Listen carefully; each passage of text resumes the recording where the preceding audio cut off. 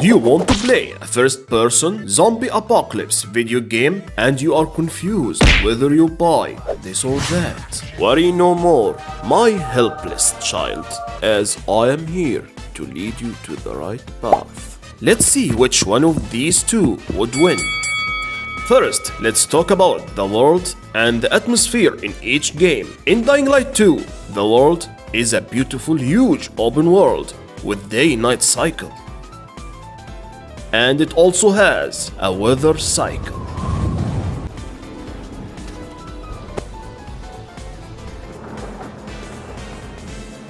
The atmosphere of the world is horrifying and creepy.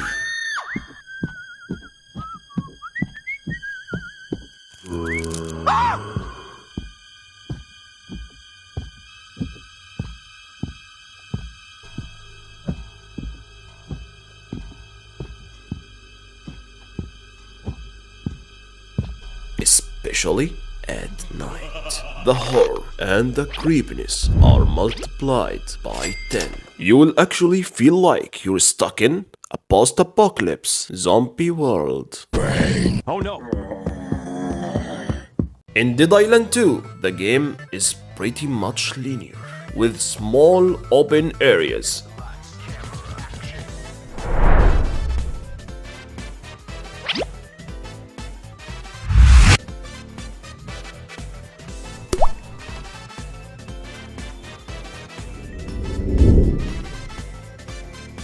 And you will move from that small area to a loading screen and checkpoint to the next small area. And there is a lot of backtracking between these small areas. The areas themselves are visually stunning, vibrant, and simply beautiful.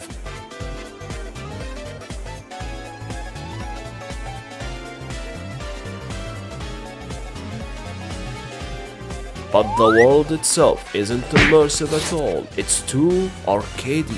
And it has a very goofy atmosphere with haha, that's funny for the modern audience. Second, let's talk about the story and the characters in each game. The story in Dying Light 2 is actually decent. I actually liked the story. I know it's not the best story, but for me it's decent enough. Some of the side characters are good.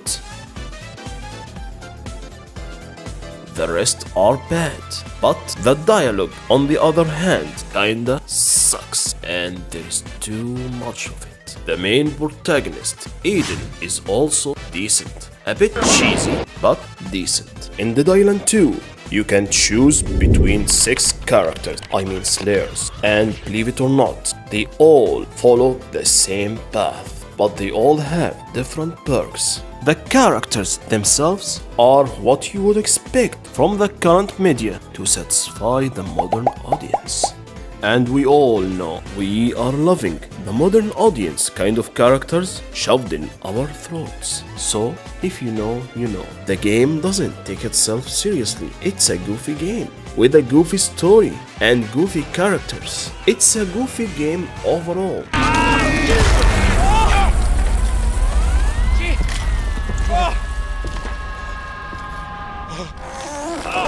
So, if you want an immersive zombie apocalypse simulation, I am sorry to inform you, this game is not meant for you. Third, let's talk about the combat and the gameplay in each game. In Dying Light 2, the combat and the gameplay are top-notch. The combat is meaty. You will feel each time you hit a zombie and you hit. And what makes the gameplay in Dying Light 2 actually shine is the parkour system. You can use parkour to traverse from one location to another in a cool way. And you can use parkour in combat too. The combat in Dying Light 2 is a melee-based combat, mostly. And the gore in this game makes the combat overall really satisfying. The enemy variety in Dying Light 2 is divided into humans and zombies. As for the humans, there are different types of humans. And as for the zombies, there are also way different types of zombies. There is also a crafting system which makes you craft items and weapons, upgrade your weapons, and add elements to them. There is also a basic skill tree to upgrade your combat and to increase your parkour move set.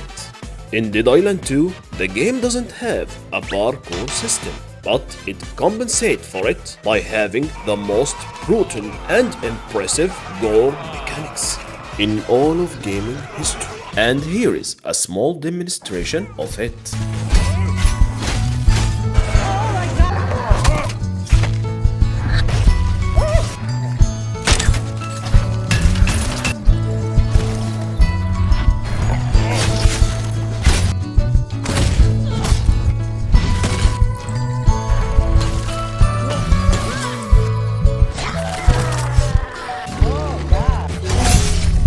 This game is an atrocity.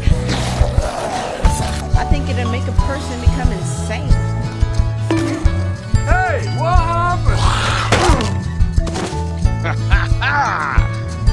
Easy peasy lemon squeezy. This gore system is surely going to satisfy your psychopathic desires. The combat consists of melee and ranged. With guns, the melee feels good, but the guns are not that great. In Dead Island 2, there is no human enemies, only zombies, and there are different types of zombies. You can also use the environment to your advantage. There is also a crafting system, which makes you add mods to your weapons. And there is also a phenomenal skill tree. Phenomenally stupid, I mean. Who the fuck came up with this idea to use Uno cards to level up? Whoever came up with this idea must be punished, period. Using fucking Uno cards to level up. What the fuck? Atrocious idea. Fourth, the price of each game. Dying Light 2 is a $60 game with huge immersive open world, a decent story, and a solid fun gameplay. On the other hand, we have Dead Island 2, a $70 game with one good aspect and only one good aspect, which is the gore mechanics. So, a $70 price tag on Dead Island 2 is too much for it. And for the price tag alone, I can say Dying Light 2 surely win the fight. If you liked the video, please do what the algorithm loves. Give the video a thumbs up, share it if you want, and please subscribe to the channel. It really helps a lot.